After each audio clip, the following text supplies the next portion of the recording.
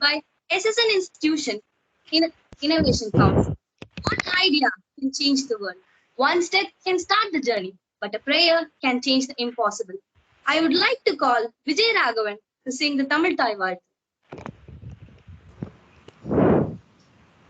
நீராறும் கடலொடுத்த நிலமடந்தை கெழிலொழுகும் சீராறும் வதனமென திகழ்வரதர் கண்டமிதில் தெக்கணமும் அதில் சிறந்த திராவிடனல் திருநாடும் தக்க சிறு பிறை நுதலும் தரிதனரும் திலகமுமே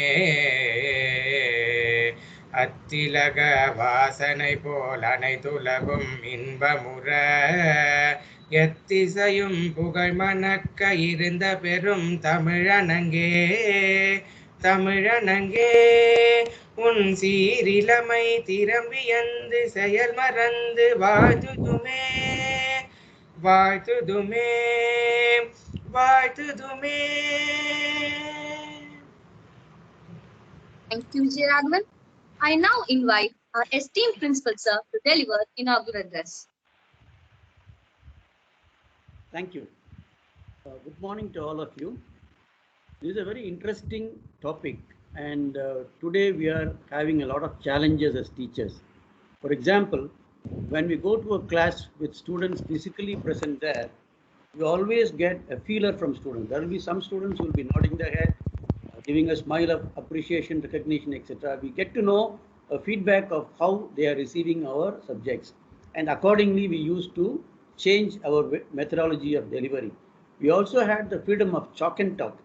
Whenever required, we'll go back to the board, stop our PPT and have the freedom of putting some sketches or writing some equations, etc. But today, the situation is instead of focusing on teaching, we have to focus on whether the student is in or not. We do not know whether I switched on the video, muted it, switched on the audio, muted it, and then gone somewhere else. We are not sure of that. So more than focusing on teaching, we are all worried on whether the students are in or not, how to keep them engaged. So a lot of strategies are going in checking whether they are in. Like we do a poll, sudden poll, or suddenly we say within this time you go and put your attendance, etc. So the focus has really changed from teaching, imparting learning to checking whether the person is in or not. That's a real problem today. Similarly, on the assessment part also, the situation is such that they are all free to copy. Things are available, even though you do, even if we have the opportunity to see the books, we'll definitely do that. There is no point blaming anybody.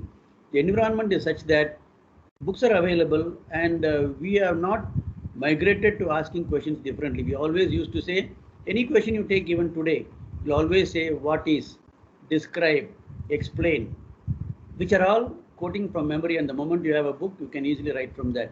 So the challenge in why should I study? Because the books are available. So the purpose of studying is also lost. On the one hand, physically they are not present. On the other hand, the reason for learning also is lost because assessment is not done properly. So there's a challenge on the assessment side. There's a challenge on the teaching side also. So from in addition to that, there are also the practicals. How are we going to impart the practicals, hands-on experiment to students? All these challenges have posed a lot of things, but we cannot stop. We cannot wait for the pandemic to be over.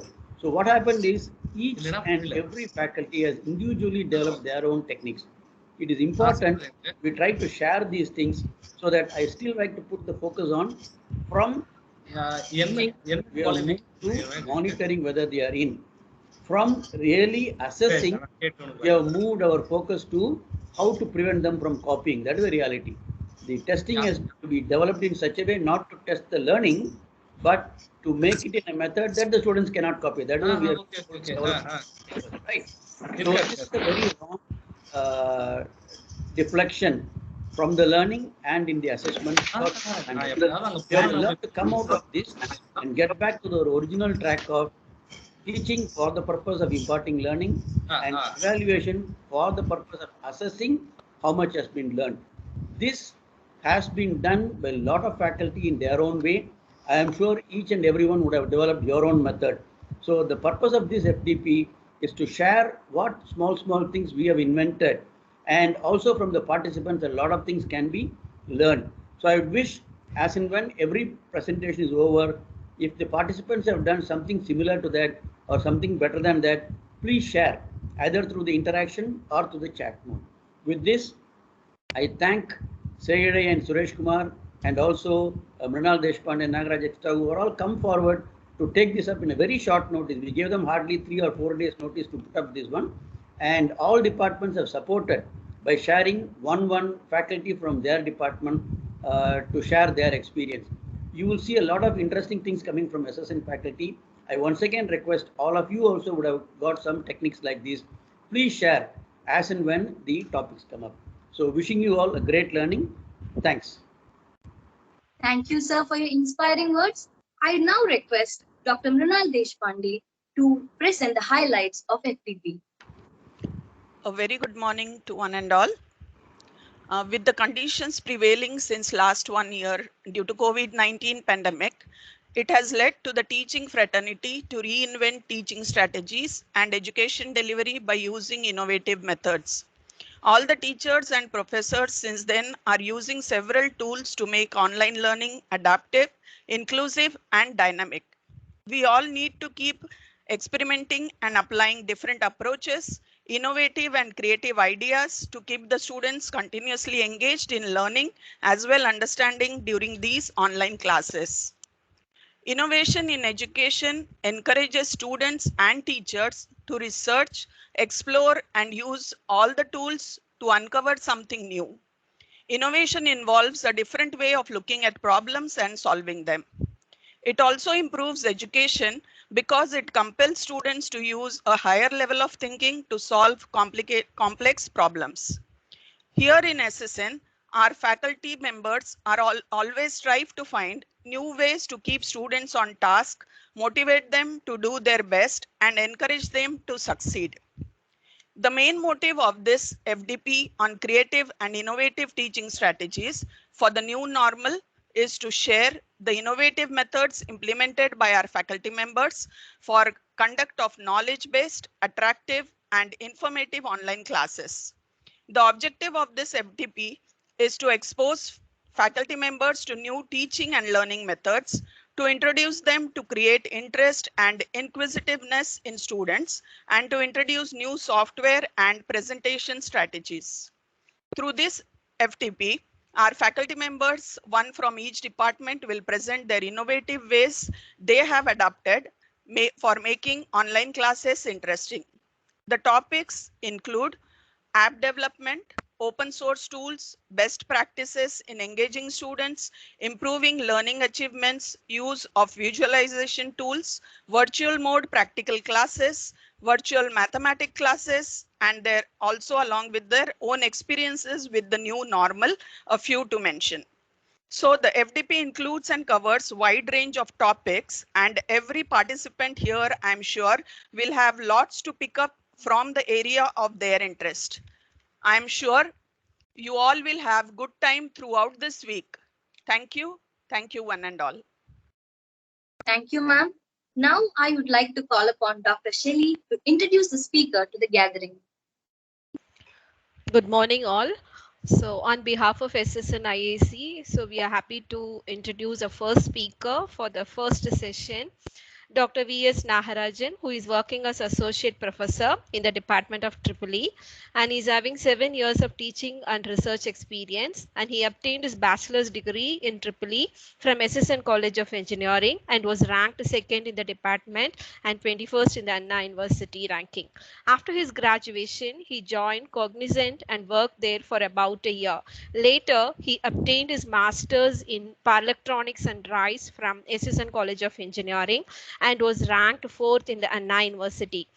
He obtained his PhD in Ferrite Assisted Synchronous Reluctance Motor Design and Analysis from Anna University in July 2018. He has published 19 papers in international journals and several papers in international conferences and national conferences. He has co-authored books on electrical machine design and electric motor drives published by Pearson Education in 2018 and 2019. He is also a co-PI in the DST SERB funded project on motor drives for pump application.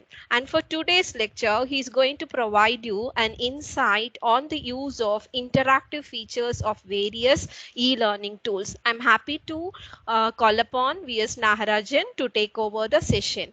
And on behalf of SSN IAC, we would like to thank our principal for inaugurating the session and encouraging us and supporting us in conducting the events. Thank you, sir. Over to Naharajan. Yes, ma'am. Thank you, ma'am. Naharajan, I'll stop sharing my slide so that Yes, you can start your. So, Suresh sir, before that, can we take a screenshot? Yeah, I have taken. Sir, you are on mute. Sir, you also can take, Suresh sir.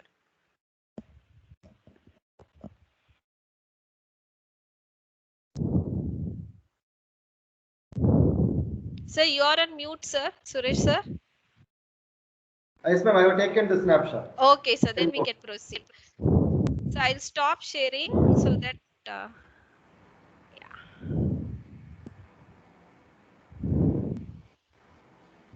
Is the PPT visible for everyone? Yes, sir. You can full screen. Okay. Yes, ma'am. Yes. Good morning, one and all present here. So I'm going to present the first session with primarily focus on various tools that are available in the internet for the teaching with respect to electrical engineering. So this is the simple statistical data for e-learning in the new normal, how the COVID-19 pandemic has affected the teaching. So the blended and hybrid learning is going to pick up pace, and fully online courses are going to be the new trend of the future. So the presentation flow goes like this. We start off with the history. We move on to analogy based learning. So we see about 60 seconds lecture, animation based learning. Then we will have a look at the software based learning, where we'll see a software called as Motosolve. So then it will be online simulator based learning, wherein you will be seeing Circuit Lab, Falstead and W3 schools. So then you have animation based learning. Then the virtual labs will be shown, and the new technology, which is augmented reality based learning, will be shown because all the publishers are moving towards this. Then e-learning with respect to the publishers in terms of journals by Elsevier and books by McGraw-Hill will be shown upon, and the current trends and future of the e-learning will be highlighted. Then I will present the case study on app-based learning, wherein we are in the process of developing an app which aids learning of the students with respect to electric circuit analysis, which is the fundamental subject for the electrical engineering course. Then we'll have a look at the massive open online courses, and we'll proceed to learning management system using Moodle software, and consortium of universities for sustainable power. The new era of online free teaching will be showered upon. So this is my presentation flow. So we'll proceed with the history. So it all started in 1924 with the first testing mission by Sidney Percy. So Dr. Sidney Percy was a famous American psychologist. So he was at Ohio State University.